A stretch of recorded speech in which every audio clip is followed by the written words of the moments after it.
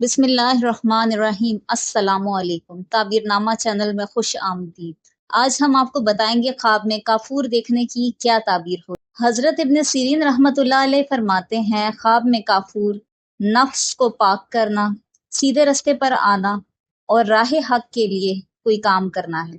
اگر کوئی شخص دیکھتا ہے کہ وہ کافور کو جلاتا ہے اور اس سے بری بو آتی ہے، دلیل ہے نیکی کرے گا اور اس پر احسان بھرے گا، اور اگر دیکھے کہ اس کے پاس تھوڑا کافور ہے، دلیل ہے خوشی ملے گی۔